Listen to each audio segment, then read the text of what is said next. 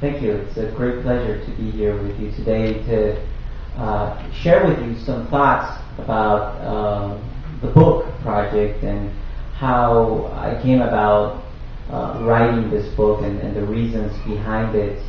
And so I really appreciate you taking time out of your schedule to be here and engage in this conversation that, I've been studying this issue for the last 3 or 4 years now, and I've been observing the congressional discussions about immigration reform and the need to address the plight of approximately 12 million individuals who live in the United States today without legal authorization. And among these 12 million are children, students, young adults who had lived most of their life here in the United States, whose memories are only of the United States because they were brought here when they were children, infants, before schooling age most of the time.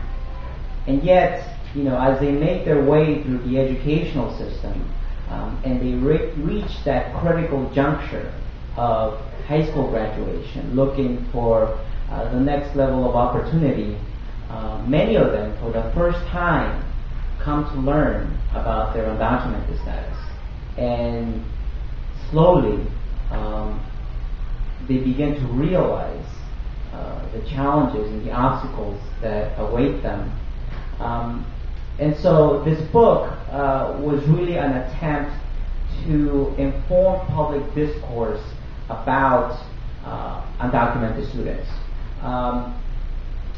The title, We Are Americans, comes from one of the central themes that emerged from the interviews that I and my graduate students conducted over a period of a little bit over a year.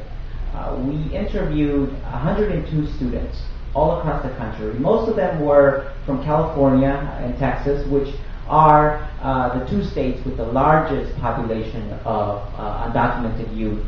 But we also interviewed students from Illinois, from Georgia, from New York, Virginia, Massachusetts, North Carolina, students that lived in historically immigrant receiving states like Texas and California, but also students that live in the emerging immigrant community states that historically have not had large immigrant populations, but because of the need for their labor, primarily in manufacturing and in agriculture, are now making their way to the Midwest, places like Iowa, Idaho, North Carolina, Georgia, and there are burgeoning communities in these places. And the challenges for students there are that there's not an established enclave for them to draw on.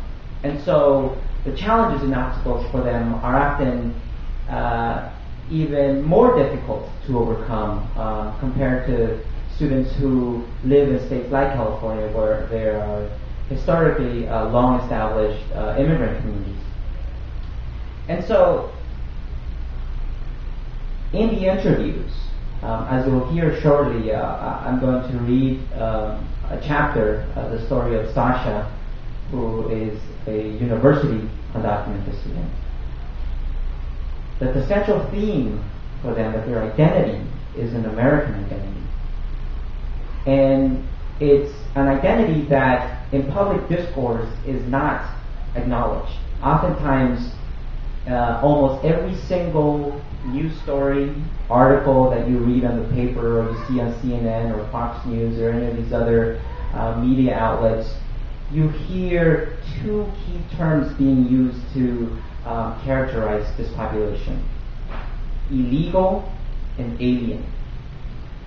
And so in our analysis of the public discourse about undocumented students, one of the things that stands out is that Americans, those that have legal citizenship residency, don't view the undocumented population as Americans. They don't see them as being one of us.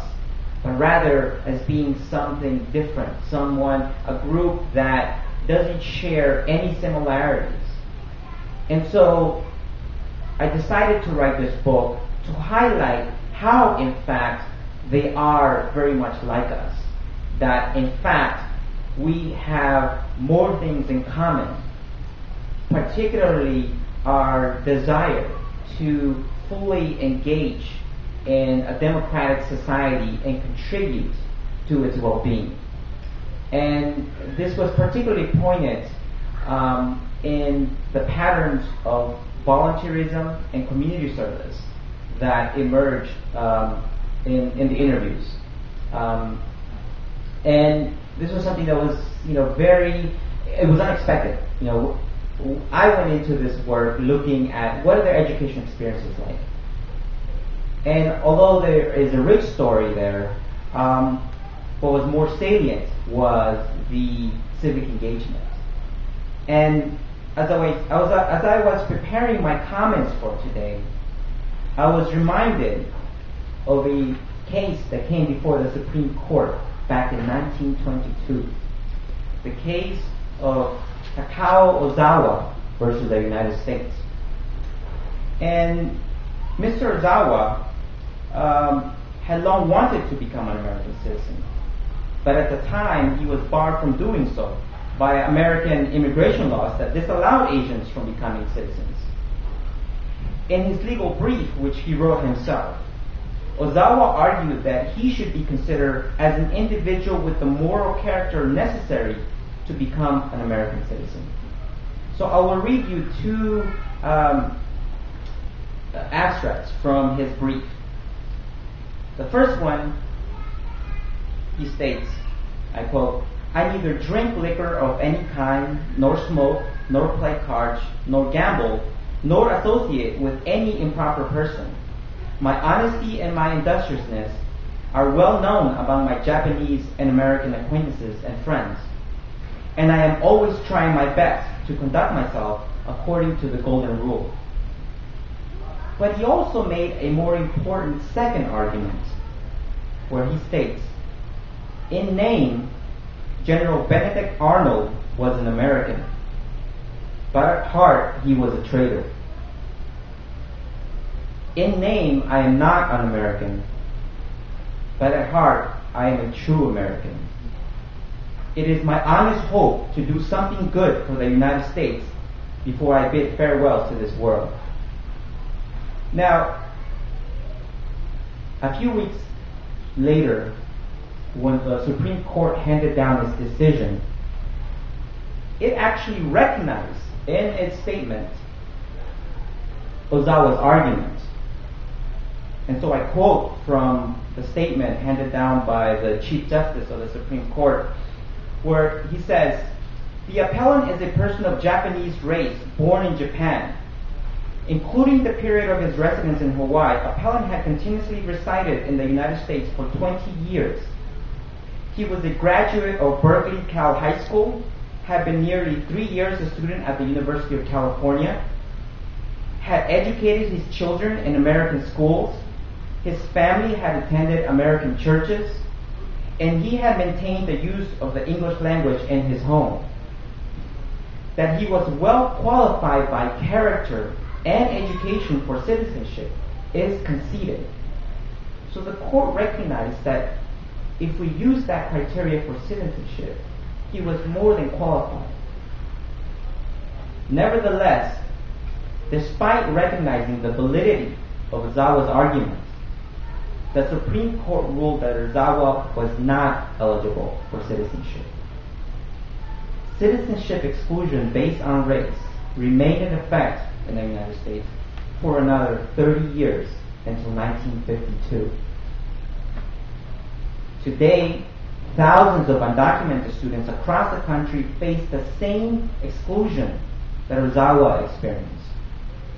Students like Sasha, that I will share with you her story, and I share with you Ozawa's sort of excerpts from Ozawa's brief to see sort of the things that he did that demonstrated his commitment to American society. So let me read to you the story of Sasha. And Sasha is chapter 10 in the book. And the subheading that I have there says, "You'll never get an A in my class because you're a dirty Mexican." So, here's the story of Sasha. Confident, tenacious. These were my initial impressions of Sasha, a college sophomore, when I first met her. Sasha is her student, just like the rest.